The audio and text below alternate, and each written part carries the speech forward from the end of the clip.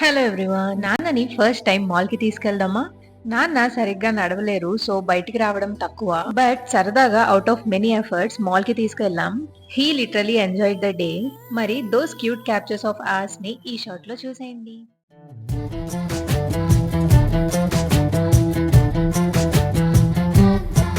కనిపించిన మా అమ్మకే అమ్మయ్యానుగా, నడిపించిన మా నాన్నకే నాన్నయ్యానుగా.